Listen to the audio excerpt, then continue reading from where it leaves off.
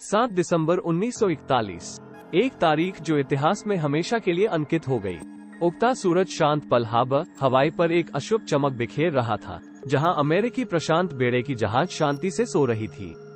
उन्हें जरा भी अंदाजा नहीं था कि क्षितिज पर एक तूफान मंडरा रहा है, एक ऐसा तूफान जो महत्वाकांक्षा और युद्ध की आग से भरा हुआ है।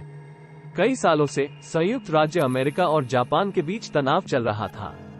जापान साम्राज्य की लालसा से प्रेरित होकर 1931 में मंचूरिया पर आक्रमण कर चुका था और पूरे एशिया में अपनी विस्तारवादी नीतियों को जारी रखा था। अमेरिका जापानी आक्रामकता से सतर्क रहते हुए आर्थिक प्रतिबंधों के साथ जवाब दिया, उनके अहंकार को कम करने का प्रयास किया।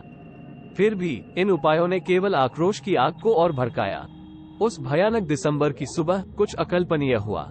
छल के तहत जापानी बमवर्षकों की एक लहर पर्ल हार्बर पर उतरी, जिससे एक विनाशकारी आश्चर्यजनक हमला हुआ। युद्धपोत जहाज जलते हुए जंगलों की तरह पनगू हो गए, जो हमले की घातकता का प्रमाण थे। हालांकि अमेरिकी भावना टूटी नहीं थी। यह आक्रामकता का कार्य न्याय की ज्वाला को प्रज्वलित करेगा, ये सुनिश्चित करने के लिए एक ज्वलंत दृढ़ संकल्प जगाएगा। पूरे विश्व ने सदमे के साथ देखा कि प्रशांत युद्ध छिड़ गया है। जापान अपनी शुरुआती सफलता से उत्साहित होकर विजय अभियान पर निकल पड़ा। संसाधन संपन्न डच ईस्ट इंडीज से लेकर रणनीतिक फिलीपींस तक जापानी सेनाओं ने दक्षिण पूर्व एशिया में तेजी से क्षेत्र पर कब्जा कर लिया। पर्ल हार्बर से स्तब्ध संयुक्त राज्य अमेरिका ने अपनी औद्योगिक शक्ति को जुटाया और एक दुर्जेय युद्ध बल इकट्ठा किया। लेकिन अमेरिका बिना लड़े हार नहीं मानने वाला था। मिडवे द्वीप के ऊपर आसमान में अमेरिकी विमानवाहक से लॉन्च किए गए विमानों ने जापानी नौसेना को एक करारा झटका दिया, जो युद्ध में एक महत्वपूर्ण मोड़ था। जनरल डगलस मैकार्थर अमेरिकी अवज्ञा का प्रतीक फिलीपींस लौटने की कसम खाते थे, एक वादा जो मित्र राष्ट्रों के आक्रमण को गति प्रदान करेगा।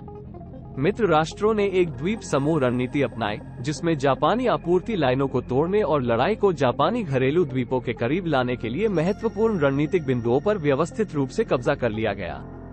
ग्वाडलकनाल पर क्रूर लड़ाई से लेकर न्यू गिनी के जंगलों के खूनी संघर्ष तक अमेरिकी और मित्र देशों की सेनाओं ने अनवेवरिंग साहस के साथ लड़ाई लड़ी। जमीन के हर इंच पर विवाद था, जो दोनों तरफ लड़ने की भावना की उग्रता का प्रमाण था। जैसे जैसे युद्ध आगे बढ़ता गया, मानव जीवन की लागत चौंका देने वाली हो गई। संघर्ष को समाप्त करने और जापान के भारी भूमि आक्रमण से बचने के लिए अकल्पनीय एक वास्तविकता बन गया। 6 अगस्त और 9 सितंबर 1945 को हिरोशिमा और नागासाकी पर परमाणु बम गिराए गए, जिससे अकल्पनीय विनाश हुआ। शहर जलते हुए खंडहरों में बदल गए और दुनिया ने अपनी सांस रोक ली, क्योंकि परमाणु युग की असली ताकत का पता चला। विस्फोटों ने लड़ाई को एक भयानक अंत ला दिया, लेकिन भयानक कीमत पर।